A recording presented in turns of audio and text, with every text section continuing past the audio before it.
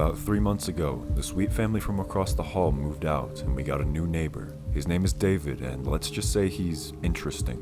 When we first saw him moving in, we were a bit taken aback by the sheer amount of stuff he was trying to fit into his one-bedroom apartment. All of it was anime merch and Star Wars memorabilia.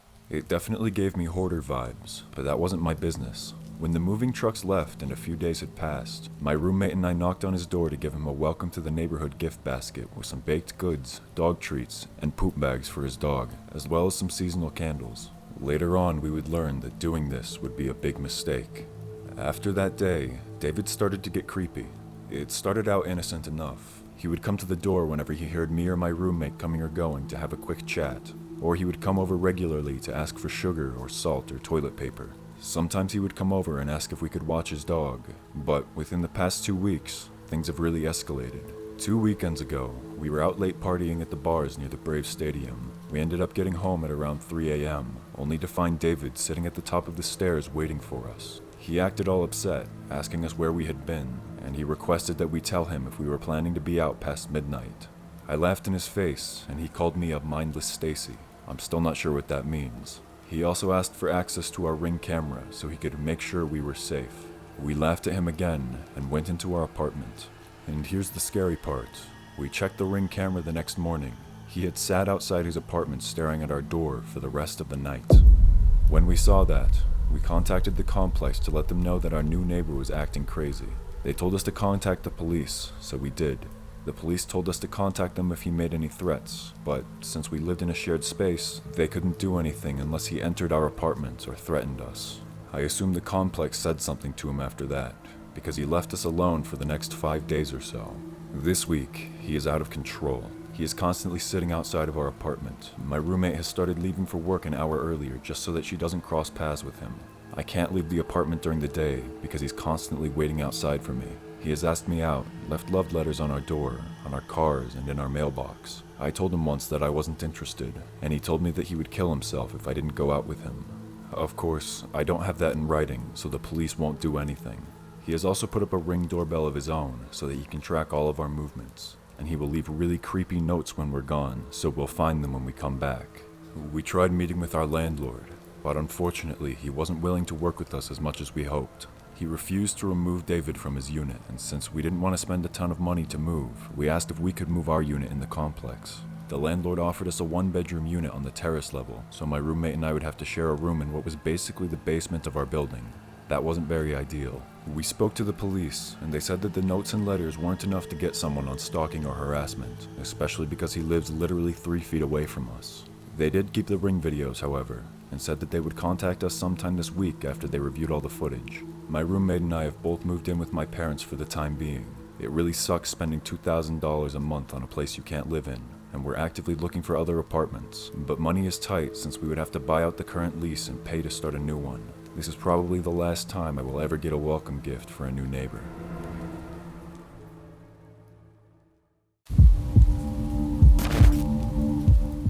In 2019, I graduated with my master's degree and moved to a relatively rural area for my PhD. Thinking we'd make an investment, my dad and I purchased a house. The intent was to rent it out after I finished my PhD. This house is only a block away from a dive bar where my dad was able to make some pretty good friends. He introduced me to everyone, and everyone let me know that I would be so happy in my new house because my next door neighbor was the absolute nicest guy you could ever meet. So we met the neighbor, and he did seem nice enough. He suggested that we exchange numbers just in case I needed anything, and I thought that was a good idea. What was the worst that could happen? A few days later, my dad left to go back home in another state, and I was left to my own devices. Literally the day he left, it started. My neighbor texted me while I was away and let me know that he left a gift for me on my front porch. In this text exchange, he started using pet names like Sweetie and Cutie. I went home and found that he had left a hand-painted feeding dish for my cats in the mailbox. At this point, I wasn't alarmed. I thought he was just being nice. The next day, he sent me more texts with pet names, and I took the opportunity to make sure he knew I wasn't interested in anything romantic. He replied back with a rambling text about how all a person ever needs is friends, and he would like to be friends with me. After that, he would send me texts more frequently, everything from inviting me fishing to telling me he left more gifts on my porch. I would often not reply, or I would tell him I'm busy. I didn't want to be rude, but I also had no interest in any sort of relationship with him other than neighborly. One night, I got a text from the manager of the bar down the street, letting me know that if my neighbor knocked on my door, I shouldn't answer. She then told me that my neighbor had walked down to the bar with a hatchet and told the bartender he was hearing voices that got louder as he got closer to the bar. He threatened to kill someone with the hatchet if the voices didn't stop. They called the police, and the police took the hatchet from him, but made no arrest. The manager of the bar picked me up and I spent the night at her house. She told me that the police said that my neighbor was on meth. After that, I tried to keep my distance even more, but things only got weirder. One day, I went out to my car to find a dead squirrel in my driveway. This squirrel had very clearly been run over and moved to right in front of my driver's side door. I just stepped over it, got in my car, and left. When I returned home, the squirrel was gone.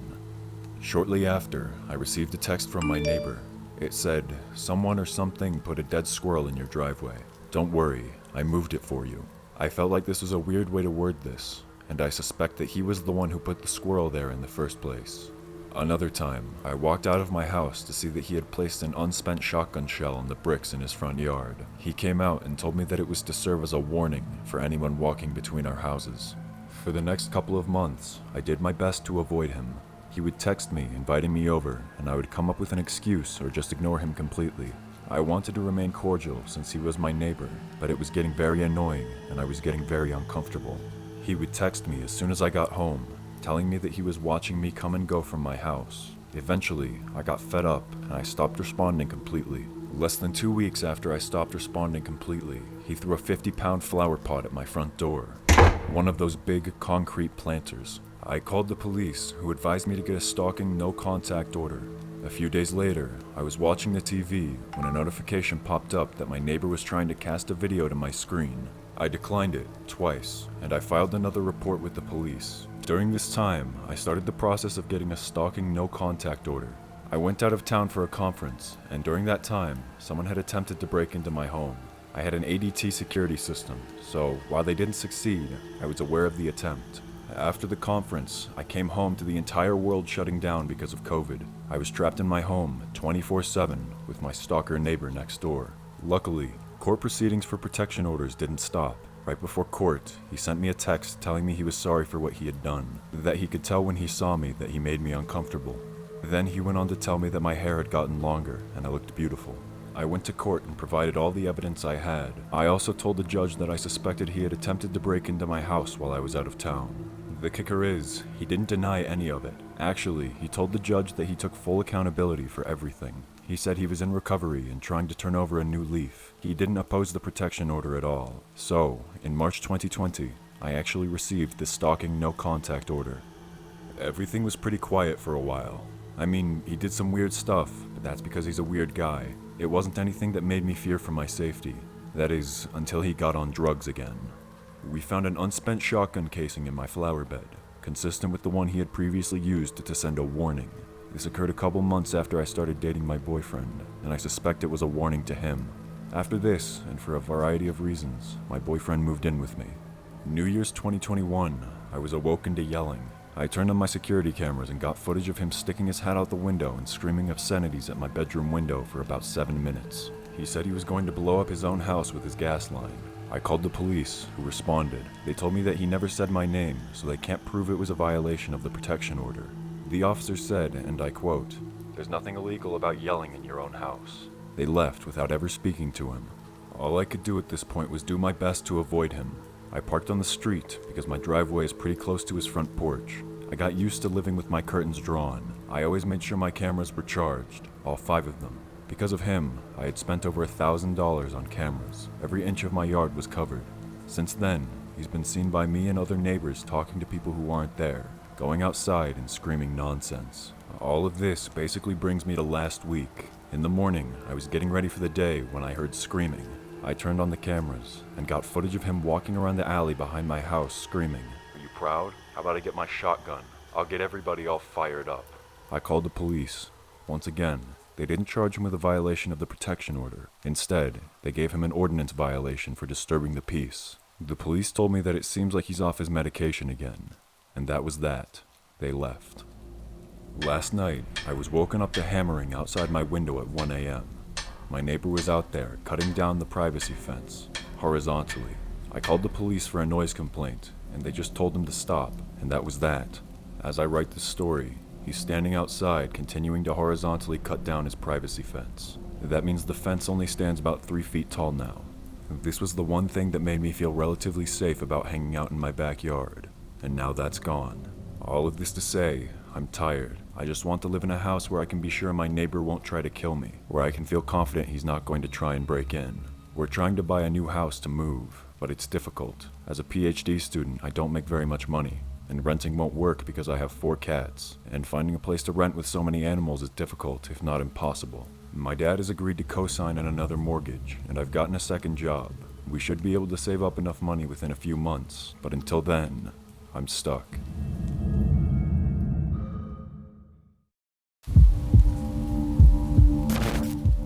When I was in my early 20s, I lived in some pretty crappy, albeit cheap apartments that were known for being a little sketchy for the area.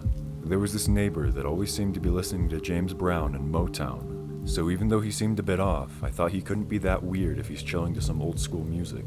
I would hear him blast his music and have louder conversations, but then again, we both had studio apartments that were touching, so I would just play my music loudly so I wouldn't have to hear his. One night, he was drinking a lot and had his girlfriend around. You could hear him being belligerent, but nothing that seemed too out of the ordinary for him. It wasn't too late, so I headed out for the night with some friends, while my boyfriend at the time stayed in. I returned home at around 1 a.m. or so, and as we were driving into the parking lot, from afar, we saw my neighbor outside in between cars in the apartment looking sort of odd. My friends were more weirded out about it than I was. I was just used to this guy being kind of creepy. I didn't think much of it, and I had them drop me off near the entrance because it was easier for them to leave.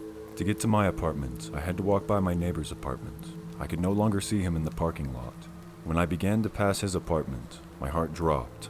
Standing in the bushes between our apartments was my neighbor.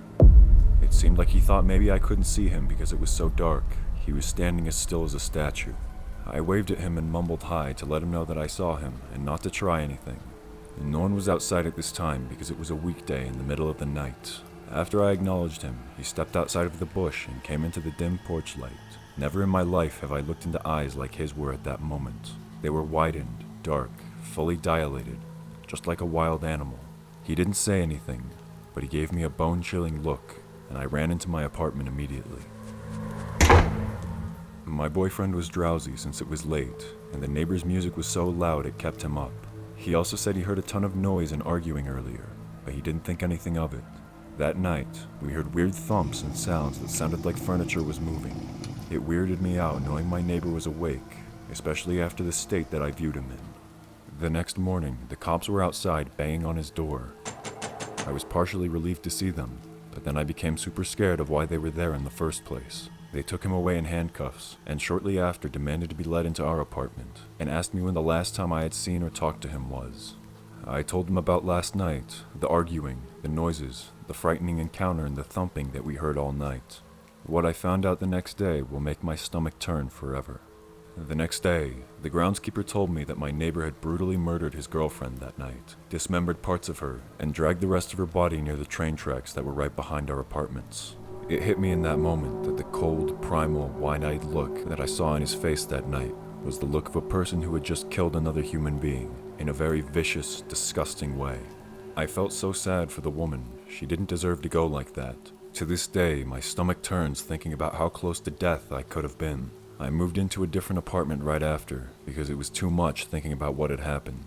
That neighbor went to jail, and I saw his booking photo, and I hope he just stays in jail where he belongs. This video contains 3 terrifying true horror stories that happened to people who were staying at hotels. If you enjoyed this video, watch this one next.